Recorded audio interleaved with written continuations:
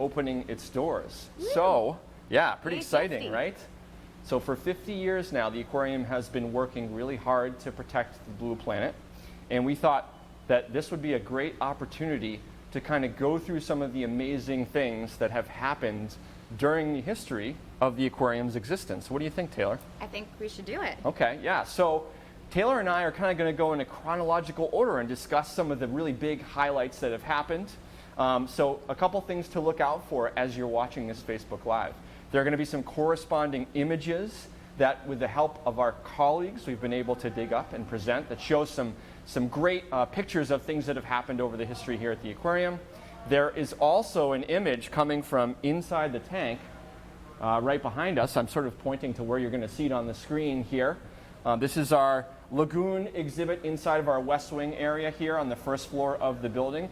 So this is an exhibit with some live coral and some exciting and colorful reef fish as well that you guys can watch while you're listening to us. So without further ado, shall we, Taylor? Let's go through some of the amazing things that have happened over the history of the aquarium, going all the way back to when we opened our doors in 1969. Yeah, and you're going to have to bear with us because there was 50 years worth of information for us to dig up here, so we're going to do a little bit of reading off paper today. So very first year of the New England Aquarium, 1969, is when we opened our doors to the public. On our first day open, we had 12,000 people through our door, which I think is actually the most people we've ever had through the door in one single day ever. We started off strong. We did. And over the course of that year, we actually saw about 500,000 visitors. Right now, on average, we see a little over 1 million every year, so we've upped that number a little bit, but we definitely started off strong. And you're actually seeing some images right now of the construction of the New England Aquarium, and you can see that the waterfront here looked completely different than it does today. There was not a lot out here, and so we were kind of part of the revitalization It's a hard word. of this area, which is very cool. So 1969, we started. In 1970, one of our most famous residents of the New England Aquarium arrived, and you can see a picture of Itty Bitty Myrtle up on your screen now. Myrtle the turtle got here in 1970. She was intended to be a temporary loan here to New England Aquarium, just one winter, but unfortunately her aquarium closed, so we got to keep her. Also that year, we had our first African penguin chicks, and you're actually also seeing an image of our very first penguin exhibit, which, fun fact, was on the second floor of the aquarium, now where you can see the blue hole exhibit. And as you can see, we've gotten a little bit more accurate in our representation of our penguins' habitat because African penguins typically are not found where it's really snowy. So, way to go, New England Aquarium, really stepping it up. All right, 1971. Some of you guys might be familiar with our famous talking seal Hoover. In fact, I believe he was referenced not too long ago in an article that came out all about seal vocalizations. Hoover originally was rescued by the swallow family in Maine, and it is said that his thick New England accent actually came from his rescuer George, who you're seeing him portrayed with there. He would talk to him often as a young pup, and he picked up his human speech patterns, and his humans happened to have a very thick Maine accent. He could say things like his name, he could say hello there and how are you. He was, I've been told, something to see because you would not expect human voices to be coming out of our seal exhibit. So that is Hoover the seal right there. 2 years later, in 1973, another very famous harbor seal showed up here at the New England Aquarium. This is a picture of Andre the seal. For those of you who grew up watching that movie, they totally misled you. Andre was not a sea lion. He was a harbor seal, as you can see. And he spent the first of 9 winters here at the New England Aquarium in 1973. He was known for his famous travels between Rockport, Maine in the summers to Boston, or sometimes also the Mystic Aquarium where he would spend the winters. So that his family would not have to worry about him over the winter time. So he would come and hang out with us here, and then he would make the journey all the way back up to Maine every year. Pretty incredible stuff. In 1974, we got our barge Discovery. It was moored next to the New England Aquarium, and it was used as our marine mammal pavilion for both our seals and dolphins. So fun fact, historically, the New England Aquarium did have dolphins. However, that barge eventually left, and we did not have space for those dolphins anymore, so that's why you're not going to see dolphins here at the New England Aquarium today. But as you can see, we would do training sessions and shows for our visitors right on the barge. In fact, when I used to come here when I was young, I remember going on to the Discovery in order to see some of those shows, which is pretty cool. Yeah. Also, please enjoy some really rockin' 70s hair in these pictures from our trainers. Oof. Looking sharp. So good. Yeah, really good. All right. Was that a veiled hair joke to me? No? Okay. Making sure. We'll let Nick take over the next few years.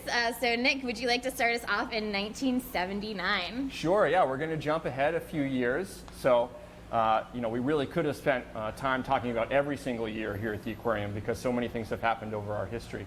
We sort of decided to focus more on the major highlights. So we're going to bump ahead to 1979, which is when we celebrated our 10-year anniversary. 10. Yeah, and so you're seeing an image right now of the celebration happening out on our plaza, including the Boston Pops helping us to celebrate. A new waterfront park was built right on the plaza, and Mrs. Weems helped us to design and sculpt a dolphin sculpture, and that was unveiled during this celebration. Now, you guys can still see this dolphin sculpture along the waterfront, right next to the aquarium, sort of in front of the parking garage that we have right near our plaza, right next to the water. And it's a great sculpture. It's a beautiful sculpture. Popular place to take photos while you guys are visiting the aquarium. And so, great image of Mrs. Weems up there as well with her sculpture. Okay, so moving on to 1980. This is a particularly topical issue right now. Yes. But back in 1980, a New England Aquarium research team unexpectedly discovered 25 Atlantic right whales in the Bay of Fundy. Before this discovery, scientists thought that these whales might have actually been extinct.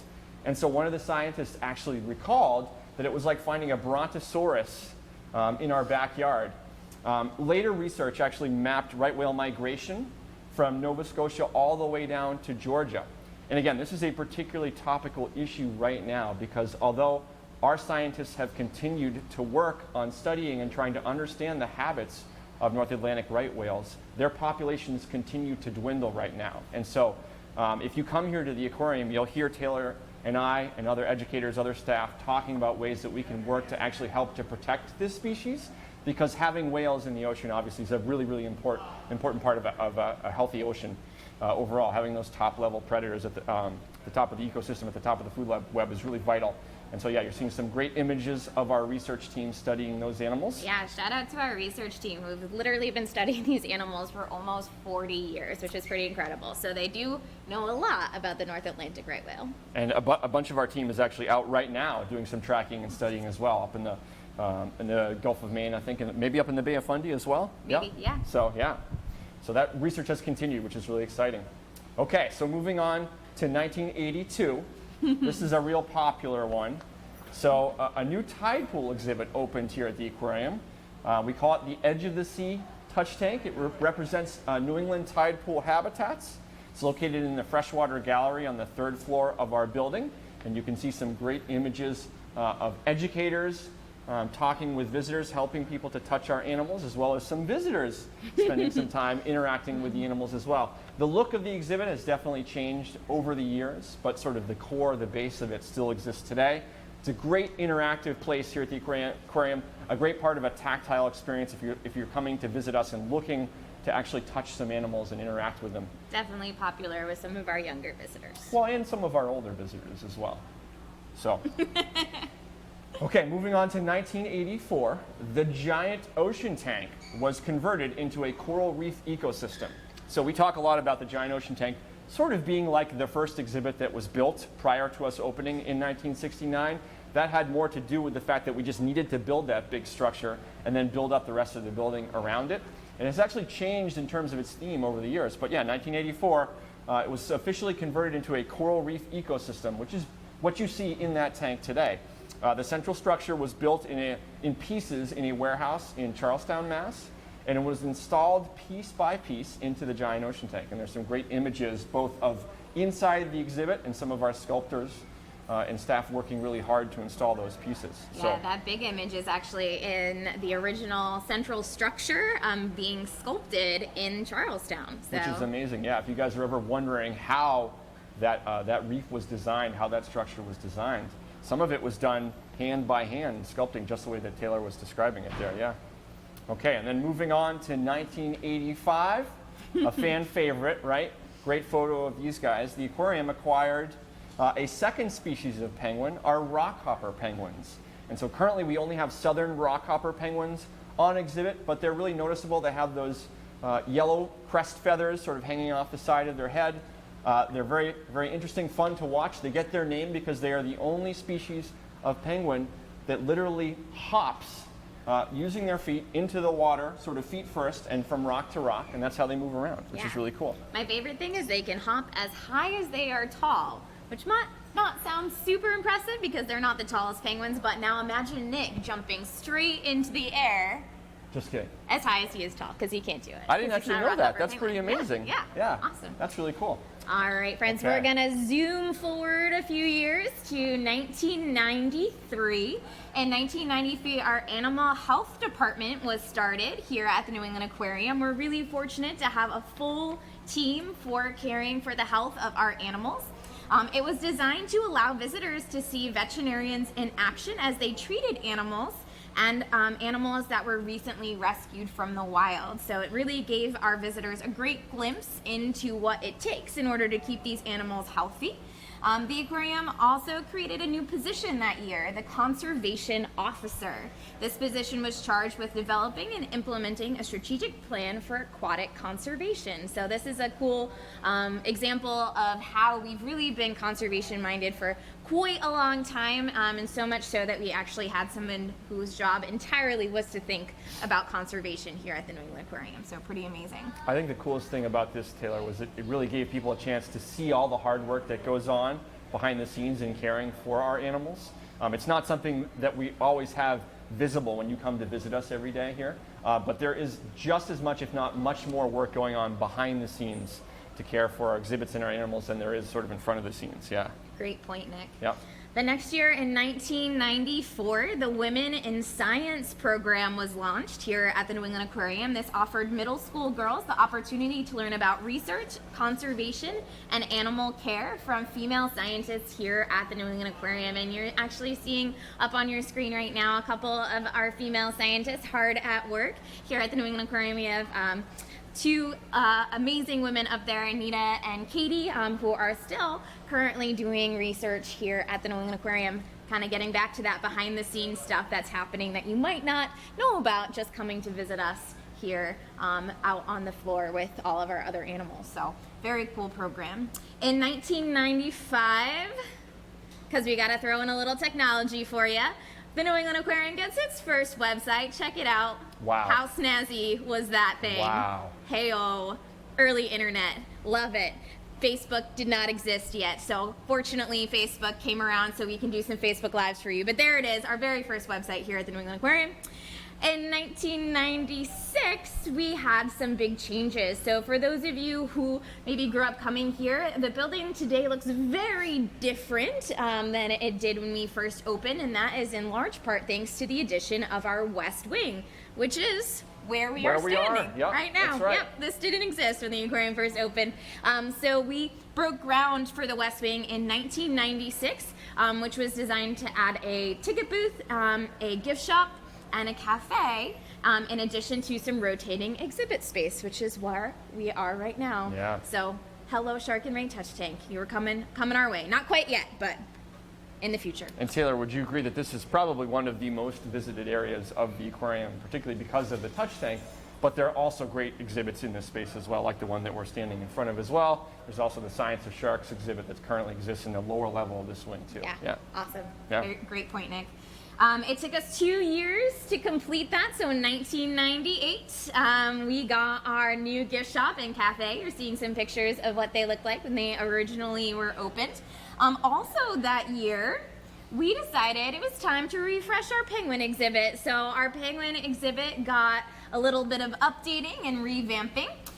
It had improved habitat for the animals and new signage to educate visitors on the life and habitat of these amazing animals. Next year in 1999, since we had that snazzy new penguin exhibit, we went ahead and added our third species and my personal favorite species of penguin, don't tell the other ones, the little blue penguins. A lot of people see these penguins and they think they're babies. They're not. They're just the smallest species in the world, and they get their name from the distinctive blue hue of their feathers. You can find them in Australia and New Zealand. And they are actually probably the loudest penguin that we have here in the building as well. Hands down, yeah. They get so loud the divers can hear them inside of the giant ocean tank. Yep. They make their presence felt, for sure. They sure do, yeah. Small but feisty. Maybe that's why I like them too. That's right. I will hand it over to you for our next timeline event, Nick. Sure, okay. So moving ahead a couple years to 2001, the Matthew and Marcia Simons IMAX Theater opened to the public. The IMAX Theater is that unique looking building that's right outside the aquarium on the plaza. If you're walking up towards the building, it's on the right. It is often a waypoint that we offer to visitors in terms of finding their way around here on our plaza. It currently is a 3D theater with a 6-story flat screen, and it was designed to show visitors animals that are too large, too small, or too endangered to exhibit live at the aquarium. And actually, I think that's a really important point because Taylor and I, other staff and educators here do spend a lot of time helping visitors to understand why we can't necessarily show all the animals that live in the ocean. A lot of times it has to do... As much as we would like to. Right. A lot of times it has to do with keeping those animals healthy, keeping them comfortable. But we still work really hard to still represent their presence here at the aquarium. And so using the IMAX as an opportunity to do that is a great way, I think, to make that happen, yeah. It's also become a really cool opportunity to highlight different conservation and research efforts happening all over the planet as well. So while we are doing a lot of work here, there's also a lot of work being done by colleagues all around the world, and sometimes we get to show that off a little bit with our IMAX Theater, which is pretty cool as well. That's a really good point, yeah, absolutely. Okay, so moving to 2002, based on 2 decades of aquarium research, you guys heard us referencing the work that our team has done with North Atlantic right whales a little bit earlier. Based on over 2 decades of aquarium research, the plan for vessel traffic in the Bay of Fundy is changed to reduce the likelihood of vessels hitting endangered right whales. The small shift in shipping lanes is expected to reduce these incidents by up to 80% at that time, and it has made a huge difference. But it's a great example of how the conservation efforts that scientists, not just here at the aquarium, but all over the world, all the effort that they put into that work can have some really tangible effects on helping to protect animals, and why this work is so important. Science isn't just done for science. Science is done to help protect our blue planet, and this is a great tangible example of that happening. So you can see an image right now of those shipping lanes and the movement that happened as a result of this work. Okay. Jumping ahead a few years, 2006, the aquarium earned full accreditation from the Association of Zoos and Aquariums. The committee commended the ongoing commitment to marine conservation. Specifically, with funding from Conservation International, the aquarium, led by Greg Stone, collaborates with the country of Kiribati in the South Pacific to establish one of the largest marine protected areas in the world. And there's some great images on the screen right now of reefs in Kiribati. The goal of the project was to protect and preserve the rare biodiversity in this pristine area, which has 8 coral atolls and 2 submerged reef systems. And what a beautiful place this is. I'm going to toot my horn just for a second, Taylor. You're allowed. And mention it's pretty cool that I was lucky enough to actually spend some time diving in Kiribati and taking a look and monitoring those reefs with some of our scientists. And wow, it's a beautiful, beautiful place, and it deserves protecting. It's a great example of how, even though we are far away from some of these natural spaces, it is still important that we protect them. And even though we can't all get the chance to actually visit them, although I was lucky enough to do that, it is still important to protect them because they are part of keeping our planet a healthy place. So, And then, of course, there's another great photo on the screen right now as well. We also welcomed Ursula, Cordova, and Chainsaw, 3 female northern fur seals. And that one there is Cordova. That one's Cordova, Yeah. okay. And this was a new species here for the aquarium at the time. The seals were on loan from the Mystic Aquarium in Connecticut. But we currently have a population of northern fur seals here, which you can see in our Marine Mammal Center. And at this time of year, when it's nice outside, it's really fun to spend some time out there watching those animals interact with each other and with their trainers. It's a great exhibit. Yeah. Absolutely. Okay, so we're going to turn things over to Taylor to continue our timeline here. All right, so another major victory for our right whale team. Our right whale research team achieves another major policy victory when the federal government enacts speed limit on commercial shipping traffic, helping to reduce further chances of ship strikes, So as you can see, our whales are out there sharing the same spaces as things like really big ships, but unfortunately whale versus ship is often not a fair fight. So this was just one more example of helping to protect those animals by slowing down the speeds in shipping lanes. It actually gives ships a chance to redirect if they're seeing whales, but also gives the whales a chance to move out of the way. These big, giant animals are not the fastest animals in the ocean, so giving them that extra advantage is always really helpful. All right, 2009. We celebrate another anniversary here at the New England Aquarium. It was our 40th anniversary that year. We went ahead and celebrated by opening our New Balance Foundation Marine Mammal Center. So you're seeing a really beautiful image of the Marine Mammal Center when it first opened there. The open air exhibit gives visitors an unforgettable look at northern fur seals, and that year the aquarium also co-sponsored something that was really pretty incredible, a symposium on climate change effects on oceans and coastlines.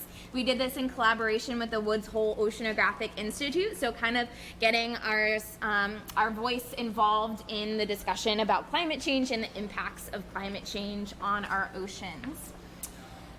In the next year, 2010, we had another major victory. This is, as you can see by Nick's face, is one of his favorite things to talk about. And these are great images too that we put together, yeah. If you were wondering how cute baby fish are, now you know. Aquarium researchers corroborate with Roger Williams University successfully rear queen triggerfish from eggs harvested from the giant ocean tank. So this is one of our efforts to collect animals more sustainably, and one of the ways that we can do that is by collecting eggs from our animals here at the aquarium and raising them up from eggs to adults and adding them back into our exhibits.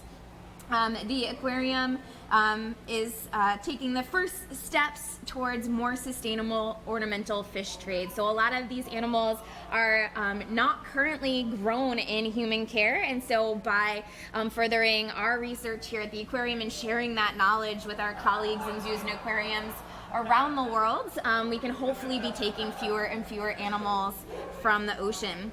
We also that year acquired an off-site husbandry facility to accommodate the needs of our growing marine animal rescue team.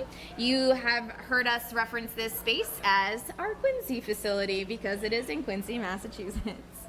The following year, in 2011, we open the Shark and Ray Touch Tank. That's right. Speaking of fan favorites here at the aquarium, this is actually one of my favorite places to interpret because watching a kid touch a stingray for the first time literally never ever gets old.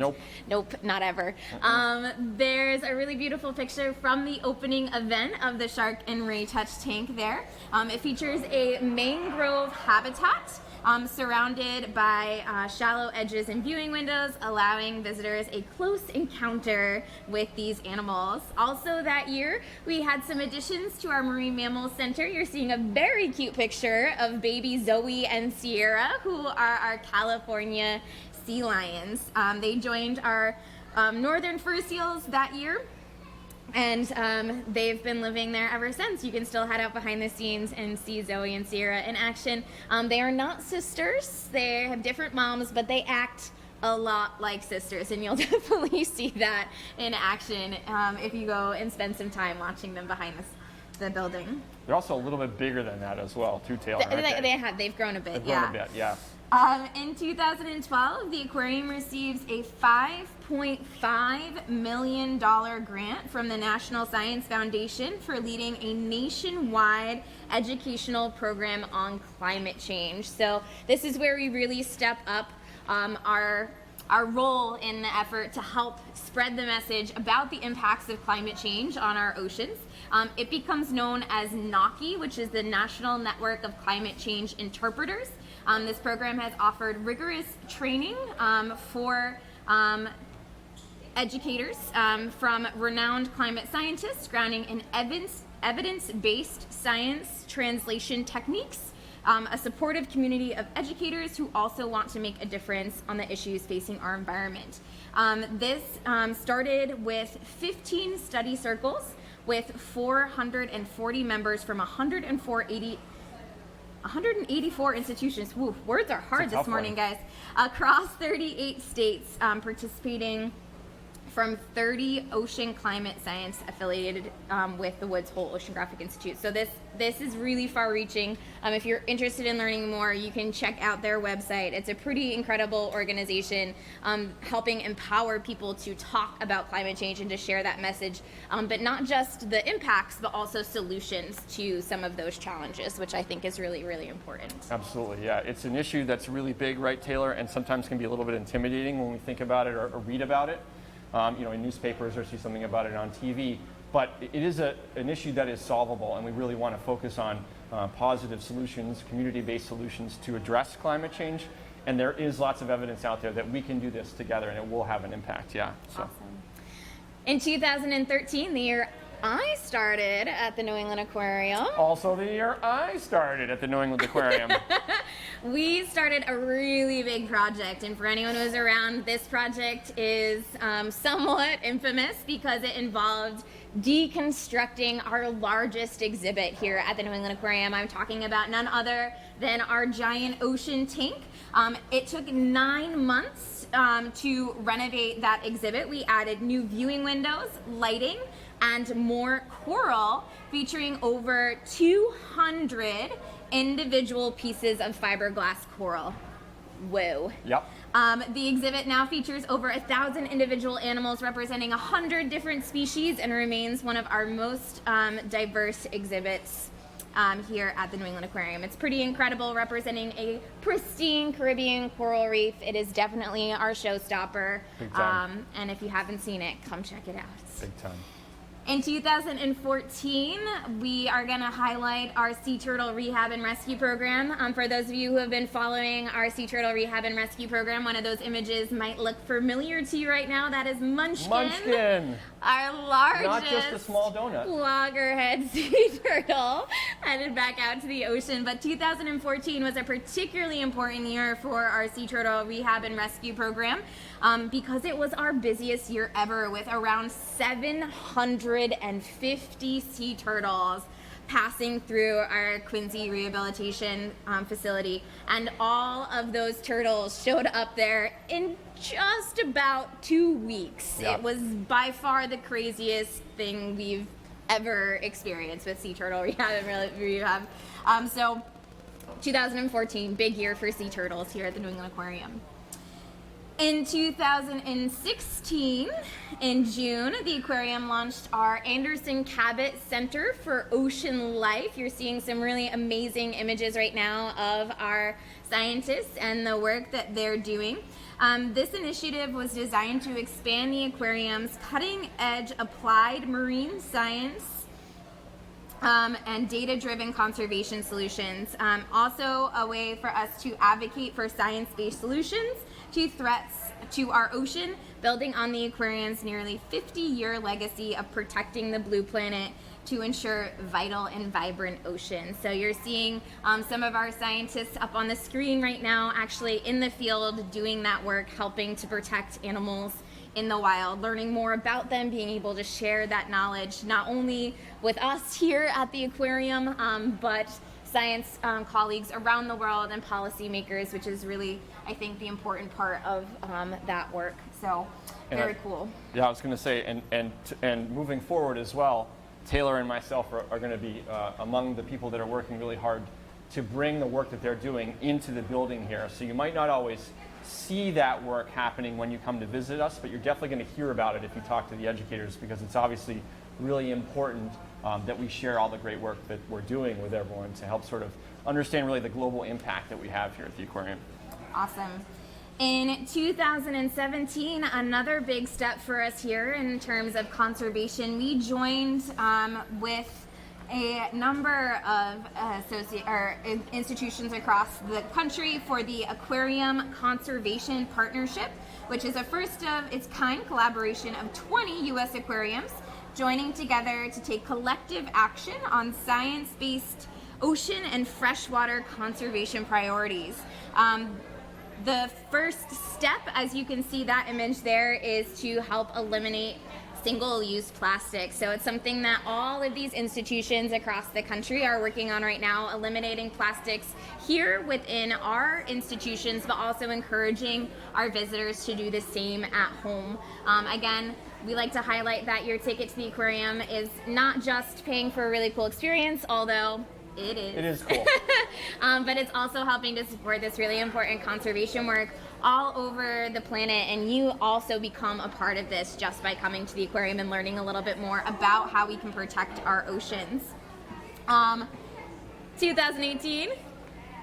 Who's that? I don't know. So there's someone really fancy, I think. Yeah. We did our first Facebook Live celebrating World Turtle Day. As you can see, Nick and I are there doing our very first presentation, which was really exciting. We've loved sharing this information and our animals here at the aquarium with you ever since. So thank you for showing up for these presentations. We literally would have no one to talk to without you. So continue coming, bringing your questions, learning along with us, because the more you know, the more you can do with that information. So we are just going to throw that in really quick. And then last, but certainly not least, 2019, we celebrate 50 years of the New England Aquarium. We have been working hard to protect our oceans for our entire lifetime here at the New England Aquarium, and we are so fortunate to have all of you help us out with that, and we plan on continuing that work on into the future. So help us, join in with us, become a catalyst for global change through public engagement, commitment to marine animal conservation, leadership and education, innovative scientific research, and effective advocacy for our oceans. Happy anniversary, New England Aquarium. Yeah. Thank you guys for joining us today. If you want to learn more about what we're doing here at the New England Aquarium or things that you can do at home, go to our website. It's a little fancier than the 1995 version at this point. Slightly. A little bit. Slightly more fancy. NEAQ.org. Nick, want to sign us out here? Absolutely. Thank you guys again for joining us on a second Friday version of First Friday Facebook Live. Hope you enjoyed taking a trip down memory lane. Hope you enjoyed all those great images that Taylor and our other colleagues are able to dig up and put together for this presentation. We hope you guys come to see us again next month. It's sort of TBD in terms of when you're going to hear us exactly next and what we're going to be talking about, but we'll be sure to make it known on our website, on our Facebook page, when it is time for that to come. But I think that sort of brings our Facebook Live to an end here.